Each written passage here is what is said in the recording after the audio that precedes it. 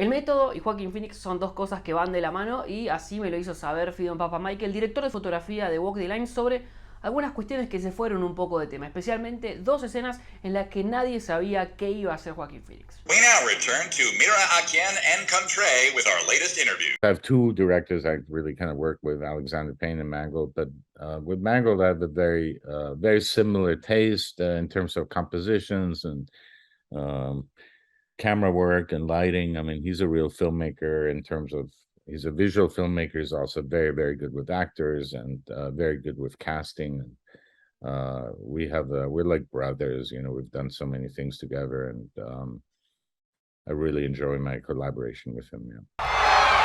Hello, I'm Johnny Cash. I gotta ask you how you came up with that sound. It was very important for us to convey to the audience less like objective from the audience perspective, like much more about his energy, because, you know, especially with Joaquin absorbing this character. I mean, he sang for real in this movie. So did Reese Witherspoon, by the way. Like, Reese didn't even know she's gonna have to sing in the movie. She got completely freaked out. And but Joaquin like learned how to play the guitar. We built a guitar for him that's like Johnny Cash's guitar, but like 80% size, because Johnny Cash was a big guy, and so we had to custom size. But I mean, he's so amazing. And then it's just like his energy. Again, like with Joaquin, you don't really know what he's gonna do.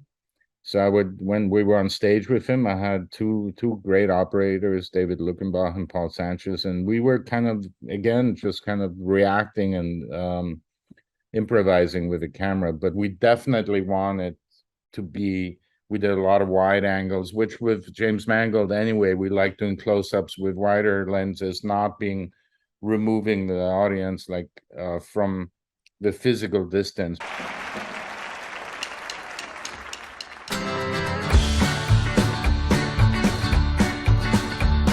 It was a dance with him and his way he would perform, and it was very inspiring and very captivating, like what he would bring. You know, there's that scene in Las Vegas where he's high on drugs, he's upset, like because Reese is, you know, June Carter just kind of broke up with him, and we had, again, no idea what he's gonna do. Like, he comes out and he started kicking these lamps. I got studs.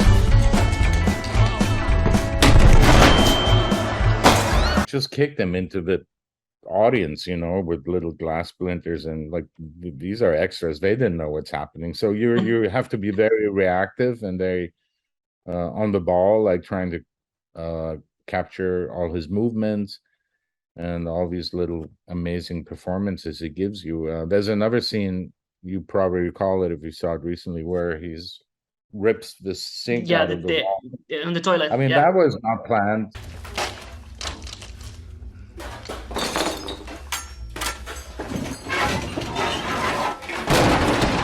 We knew that he's going to be sitting there and he's going to throw a little fit, but we had no idea. And then he gets up and he rips the sink off, and that's not a set. That's a location. I mean, that was a high school.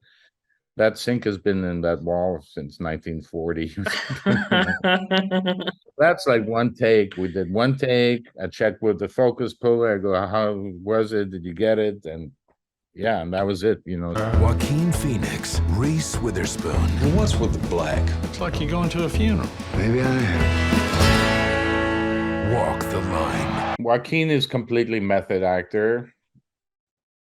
And I was talking to Larry Sher recently, you know, after he did Joker, and we were exchanging Joaquin stories, and, you know, he's just incredibly intense and in the moment and in the character, and he doesn't really come out of the character. And, you know, we would hang out for a long time during pre-production. I'd go out with him, we'd go to bars, and I always called him Joaquin. And, you know, at some point, like 2 weeks into shooting, James Mangold comes to me and goes, Joaquin just asked us if we can call him JR, you know, which is the way people call Johnny Cash. And I go, really? Okay, sure.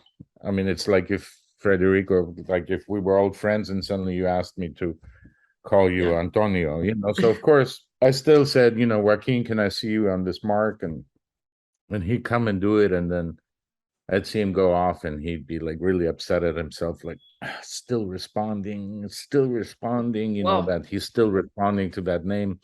And then I would take Polaroids. Back then I was taking a lot of black and white Polaroids as lighting references, and also just because I liked having them from the set. And sometimes I had such a great shot of him, and I would show him, and he never wanted to see it. He wanted to pretend as, like, in his mind, he blocked out like any presence of filmmakers or crew or, you know, any artificial elements that you know. Don't do that.